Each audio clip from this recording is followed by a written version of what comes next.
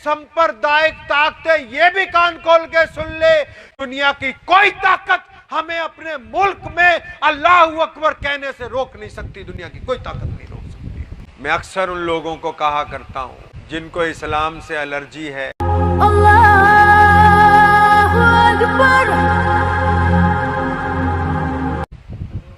मैं अक्सर उन लोगों को कहा करता हूं जिनको इस्लाम से एलर्जी है, किसी भी कौम को, किसी भी मज़हब को बुरा कहने से पहले और किसी भी मुल्क के, किसी भी रंग के, किसी भी मज़हब के खिलाफ कोई शुरुआत करने से पहले उनकी तारीख पढ़ो। आप हमारी तारीख पढ़े तो सही एक बार। हम मैदाने बदर में 313 थे, आज पूरी दुनिया में 1 अरब 26 करोड़ हैं। दुनिया का कोई ऐसा काम ही नहीं, कोई ऐसा मैदान ही नहीं, कोई ऐसा रास्ता ही नहीं जिसमें कलमा ला इलाहा इल्लल्लाह मुहम्मदुर रसूलुल्लाह पढ़ने वालों ने कामयाबी ना हासिल की हो। ये जो हिंदुस्तान की जंग आज़ादी हमने लड़ी ना, हमारे बुजुर्गों ने, इसके पीछे हमारी ज़हनियत नहीं थी, हमारे नबी सल्लल्लाहु अलैहि वसल्लम का आइडियल है। मेरे नबी ने कहा हमको कि मुसलमानों, कोई जुल्म करे तो उसके खिलाफ डट जाओ। यह भी कहा अगर तुम्हारा भाई जुल्म करे तो उसे जुल्म से रोको। हमारे नबी ने सिखाया कि जिस धरती पर रहते हो, अगर उसके ऊपर किसी का हमला हो जाए, अपनी जान देकर, अपना माल देकर, अपनी कुर्बानी देकर उस जगह की हिफाजत करो। ये हमारे नबी के वतीरे ने हमको सिखाया कि जिस जगह रहते हो वहां जो पसमानदा हैं उनको उठा के छाती से लगा लो, गिरते हुए को संभाल लो, नफरतों को खत्म कर दो, मोहब्बतों को बांट दो। ये जो कुछ है हमारे पास पूरे मुल्क में, आज भी जो कुछ है, ये प्यारे नबी हज़रत मोहम्मद रसूलुल्लाह सल्लल्लाहु अलैहि वसल्लम का अता करता है। इसलिए आपको मैं एक बात कहना चाहता हूँ कि जो फतवेबाजी का इस्लाम बना रखा है ना, इसको छोड़ दीजिए खुदा के लिए।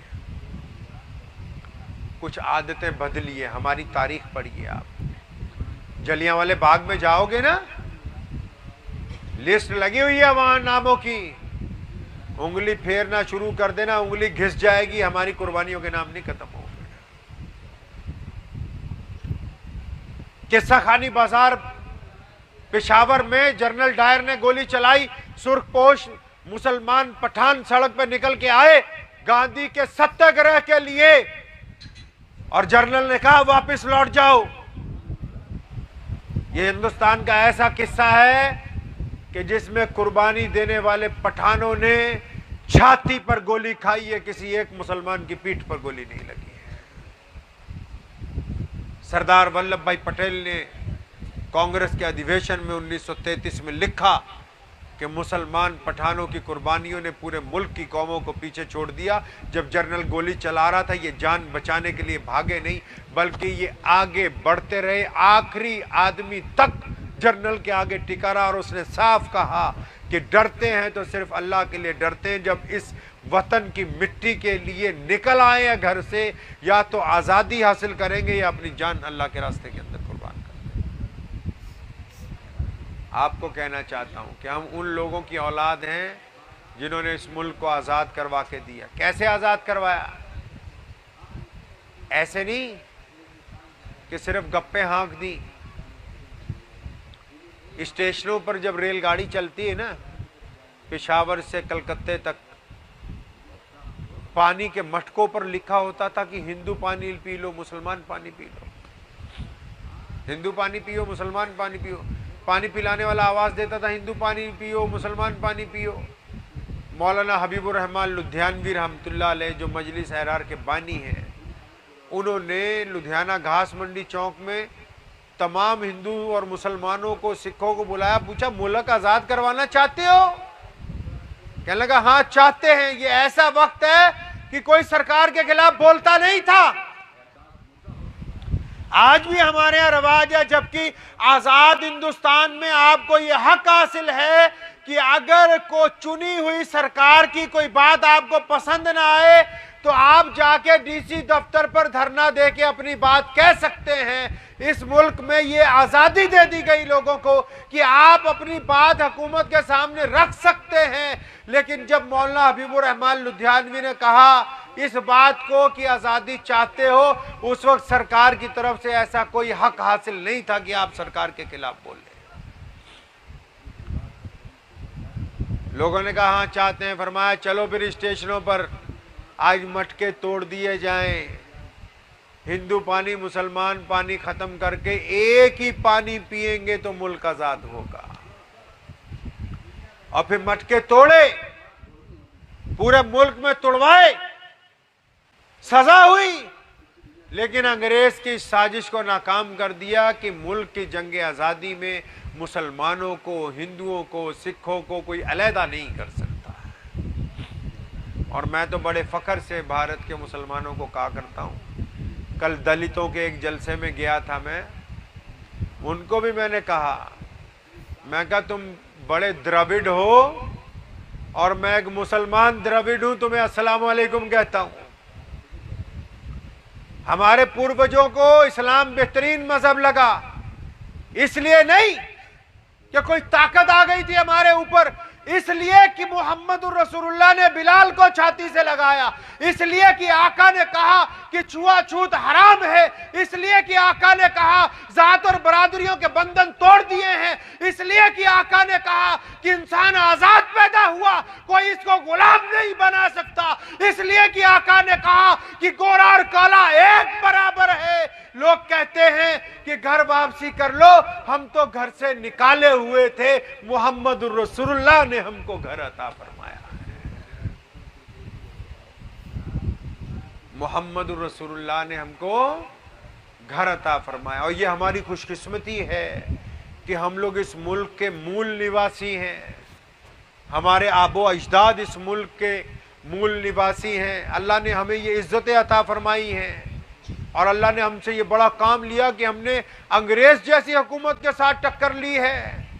मुझे एक साहब कहने लगे कि कुछ मुसलमान दिखावे के लिए जंग आज़ादी मनाते हैं। मैंने कहा सुनो, जिन्होंने दिखावे के लिए जंग आज़ादी मनानी होती है वो अपने बच्चों की गर्दनें उतरवा के रंगून में तख्तों में नहीं देखते। हम किस हुकूमत से डर सकते? हमें तो अंग्रेज नहीं डरा सका, काले पानी की सजाएं नहीं डरा सकी, जनरल डायर की गोलियां हमको नहीं डरा सकी। दुनिया में कोई ऐसी ताकत पैदा ही नहीं हुई जो मोहम्मदुर रसूलुल्लाह के दीवानों को डरा सके। जो काम भी करते हैं सिर्फ अल्लाह और उसके रसूल की रिजा के लिए। ये मुल्क हमारा है, इस मुल्क में हिंदू, मुसलमान, सिख, दलित जितनी भी कौमें हैं, इन्होंने मिल के मुल्क की जंग आज़ादी लड़ी है। एक एक बैरक में मौलाना हबीबुर रहमान लुधियानवी, लाला लाजपत राय, स्वामी शरदानंद, अताउल्ला शाह बुखारी, मुफ्ती कफायतुल्लाह देलवी, मौलाना अहमद सईद देलवी जैसे लोगों ने एक एक बैरक में 5-5 साल इकट्ठे गुजार दिए, लेकिन मुल्क की आवाम को टूटने नहीं दिया है। इसलिए मैं आप हजरात को उनको भी कहना चाहता हूं जो कुछ फिरका परस्त हैं। कई बार उनको ऐसा लगता है कि अब मुल्क के आज़ादी को 72 साल हो गए तो शायद मुसलमान इस्लाम से मुनहरिफ हो जाएंगे। हम वो मुसलमान हैं जिन्होंने मोहम्मद अली जिन्ना के आइडियल को ठुकरा दिया था। किसको ठुकरा दिया था भाई?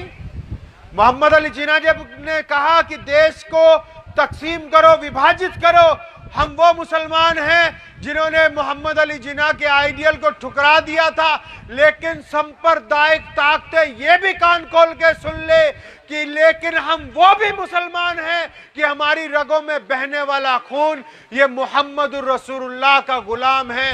दुनिया की कोई ताकत हमें अपने मुल्क में अल्लाहू अकबर कहने से रोक नहीं सकती। दुनिया की कोई ताकत नहीं रोक सकती।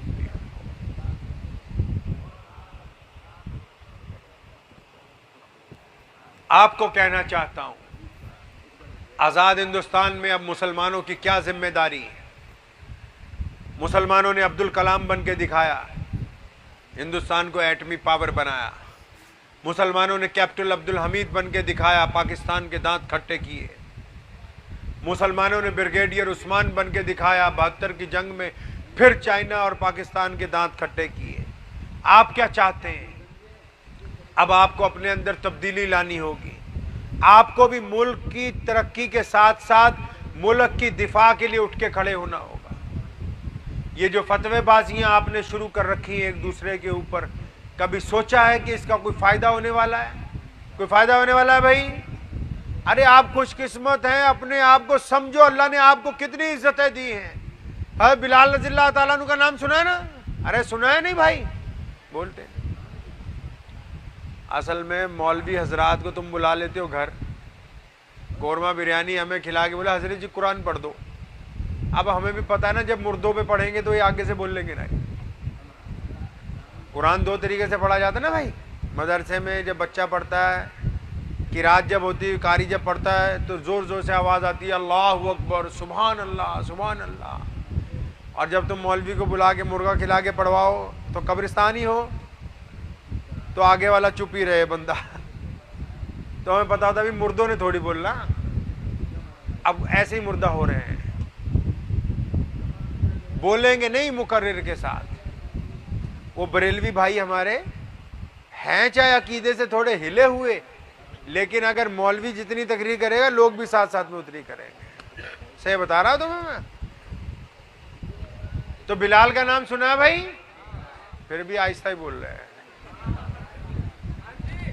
हजरत बिलाल रज़ियल्लाहु अन्हु का नाम सुना? सुभान अल्लाह। अब लगा जरा, मैं समझा इतनी देर से कब्रिस्तान में ही बैठा हूं। बिलाल रज़ियल्लाहु ताला अन्हु ऐसी शख्सियत थी। अम्मार बिन यासिर रज़ियल्लाहु ताला अन्हु को मार पड़ रही मक्के में, बिलाल को पता था, अम्मार को पता था बिलाल मुसलमान है, मक्के वालों को नहीं पता था, उमैया को नहीं पता था, अब्दुल्ला बिन जिदान को नहीं पता था कि ये मेरा गुलाम मुसलमान है। अम्मार को जब मार पड़ रही थी तो बिलाल रज़ियल्लाहु ताला अन्हु भी वहां से गुजरे, उनका सरदार भी वहीं से गुजरा, तो वहां खड़े हो गए। तो मारने वाले जब थक गए, उन्होंने देखा बिलाल भी है, तो बिलाल के मालिक को कहा, अब्दुल्ला बिन जिदान को और उमैया को, कि हम थक गए, जरा तुम इसकी पिटाई करो, ये मोहम्मद रसूलुल्लाह का गुलाम है। उनको क्या था, हबशी गुलाम साथ था। मैं बिलाल को कहा, बिलाल दुर्रा उठा, इसको मार। बिलाल रज़ियल्लाहु ताला ने दुर्रा उठाया और हजरत यासिर ने उनकी तरफ देखा। अम्मार बिन यासिर ने आहिस्ता से कहा, बिलाल मारो, रुकना नहीं। तारीखी वाकया है ये। कहा मारो मुझे, इसलिए ताकि ये इनको ये ना पता लग जाए तुम भी मुसलमान हो, कहीं तुम्हें ना मारने लगे, ये तुम्हारा कत्ल ना कर दें। बिलाल करीब आए, फिर उन्होंने दोबारा वही बात कही, तिबारा कही। बिलाल ने गौर से देखा अम्मार बिन यासिर रज़ियल्लाहु ताला अन्हु को, और 2 कदम पीछे हट के तेज तेज दुर्रा घुमाने लगे। तो मुशरिकीन भी बड़े खुश हो रहे थे। अम्मार बिन यासिर कहते मुझे थोड़ी सी तसल्ली हुई कि इस जोशीले को थोड़ी समझ आ गई है, कोई बात नहीं, जहां इतने दुर्रे पड़े थोड़े से और पड़ेंगे। बिलाल रज़ियल्लाहु ने जोर जोर से दुर्रा घुमाते हुए अचानक दुर्रा हवा में फेंका, दूर जाके गिरा। फरमाया, मक्के वालों तुम क्या समझते हो, अम्मार अकेला है, बिलाल भी अम्मार के साथ है, उनकी औलादे हैं हम।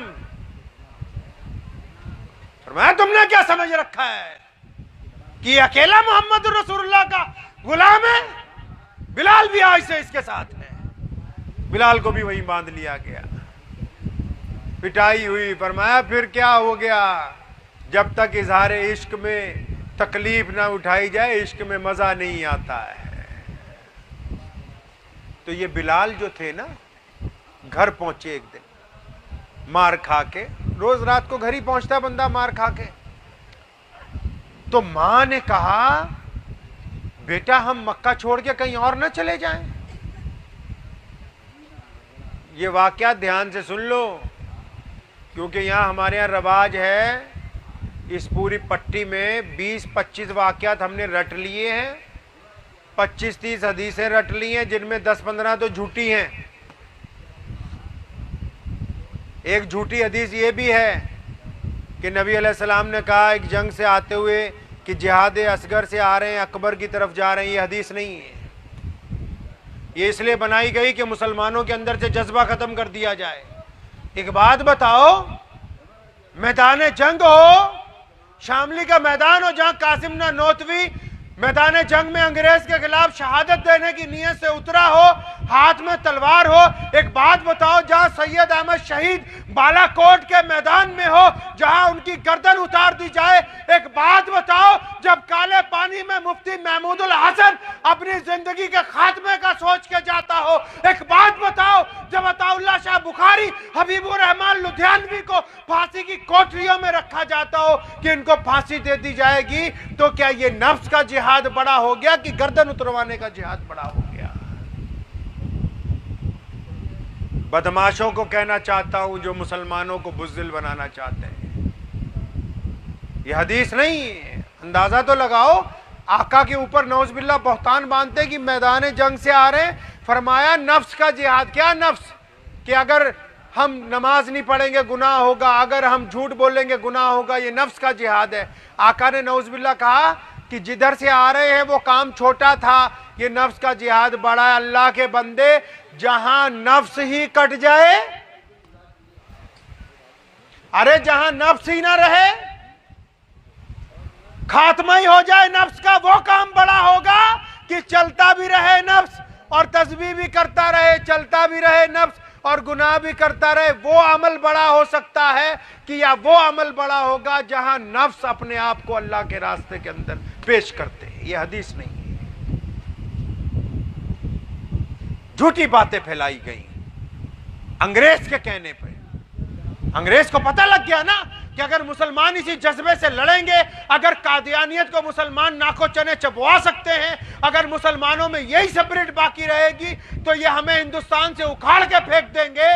तो अंग्रेज ने ऐसी झूठी हदीसें बना के, ऐसे सरकारी मौलवी खरीद के मुसलमानों के अंदर उतारे कि तुम्हारी रगे हमीयत मार दी जाए। ये जो हम सारी दिहाड़ी काम करते हैं एक दूसरे के खिलाफ फतवेबाजियां लाने का, ये आज का जो अंग्रेज है, आज का जो टोडी है, आज का जो सरकार परस्त है, आज का जो बेईमान है, ये उसका काम है। वो भी चाहता है कि मुसलमान आपस में मुत्तफिक ना हो। अगर ये मुत्तफिक हो जाएंगे, इनकी इज्जत बन जाएगी। ये मुत्तफिक होंगे, पार्लियामेंट में इनके मेंबर होंगे। ये अगर मुत्तफिक होंगे, इनको नौकरियां मिल जाएंगी। ये मुत्तफिक होंगे तो इनके कॉलेज खुल जाएंगे। ये मुत्तफिक होंगे तो इनकी इंडस्ट्री लगेगी। ये मुत्तफिक होंगे तो हुकूमत में इनकी हिस्सेदारी होगी। आज का बेईमान भी वही चाहता है जो आज से 200 साल पहले बेईमान चाहता था। मैं हजरत बिलाल रज़ियल्लाहु ताला अन्हु का किस्सा सुना रहा हूं। ये किस्से पहले क्यों नहीं सुनाए जाते? क्योंकि इनकी जरूरत नहीं हम महसूस करते। बिलाल को मां ने कहा, बिलाल हम मक्का छोड़ के कहीं और ना चलें? अब बिलाल रज़ियल्लाहु ताला अन्हु अपनी मां की बात सुन के हैरान। क्यों हैरान? क्योंकि अल्लाह के नबी के सहाबी हैं। किसके सहाबी हैं भाई? सहाबी है, मोहम्मद रसूलुल्लाह का मामूली शख्स नहीं है। अपनी माँ को दोनों कंधों से पकड़ा, प्यार से पूछा, अम्मा ये बात आपको समझाई किसने? क्या पूछा? अरे बोलो। हाँ, ये पूछा, ये बात अम्मी आपको समझाई किसने? आपसे बार बार इसलिए पूछ रहा हूं कि आपको ये किस्सा याद रह जाए। हज़रत बिलाल समझते थे कि मेरी माँ बड़ी भोली भाली है। हिजरत तो तब करते ना मेरे पास जायदाद होती, ज़मीन होते, जानवर होते, पैसा होता, कोई रिश्तेदार होता जहां हम चले जाते। हमारे पास तो ले दे के कि ये झोंपड़ी है। ये माँ अपने आप नहीं कह सकती कि अब इस झोंपड़ी को भी छोड़ दे। तो उनकी अम्मी ने कहा, बिलाल आज उमैया आया था। उमैया मक्के का सरदार है, यानी आज उमैया आया था, अबू जहल भी आया था, अब्दुल्ला जिदान भी आया था। मक्के के बड़े बड़े सरदार आए थे मेरे बेटा।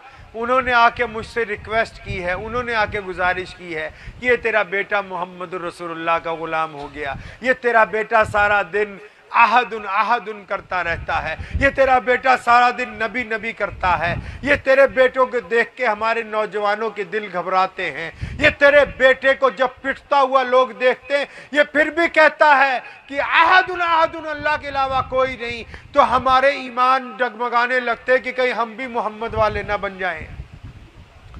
इसलिए हम गुजारिश करने आए हैं कि अम्मा तू अपने बेटे को लेके कहीं चली जा।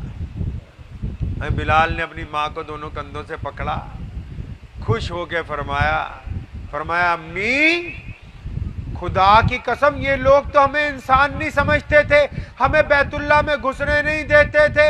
आज मक्के के बड़े बड़े सरदारों ने हमारे घर में आके ये साबित कर दिया कि अम्मा हम कामयाब हो गए। मक्के के सरदारों ने आज घुटने टेक दिए हमारे घर के आगे। मैंने पूरा मुल्क घूमा है, ऐसे हजारों गांव हैं जहां अभी पीने का पानी साफ नहीं है। ऐसे लाखों नौजवान हैं इस देश में, चाहे वो मुसलमान हो, हिंदू हो, दलित हो, सिख हो, जिनके पास नौकरी नहीं है। ऐसे भी लाखों लोग हैं जो एक वक्त खाना खाते हैं, एक वक्त नहीं मिलता है। हमारी सरकारें उनको खाना पानी भूलकर अगर ख्याल आया तो हमारा आया ना कि भी 3 तलाक पे कानून बना दें। तो अंदाजा लगाओ अल्लाह ने कितनी इज्जत दी है। बिलाल ने कहा नहीं अपनी मां को। पूरे मुल्क के मसाइल को छोड़ के जब हुकूमत आपकी तरफ तवज्जो दे रही, इसका मतलब कोई घबराने की जरूरत नहीं। आप ये ना समझे कि हमारे खिलाफ कानून बन रहा है, आप इसको यूं समझे कि अल्लाह ने हमको इतना इज्जतदार बनाया कि इतनी करोड़ों अरबों दुनिया में उनको भी अगर ख्याल आया तो हमारा ही ख्याल आया। इससे आप अंदाजा लगाएं कि अल्लाह ने आपको बनाया क्या है, अल्लाह ने आपको कैसा दीन अता फरमाया। आज पूरी दुनिया में कोई रंग, कोई नस्ल, कोई जुबान, कोई मुल्क, कोई खित्ता ऐसा नहीं है जिसमें कलमा ला इलाहा इल्लल्लाह मुहम्मदुर रसूलुल्लाह पढ़ने वाले मौजूद। अब जब ज्यादा कोरमा बिरयानी हो गई तो हमारा भी दिमाग खराब हो गया है।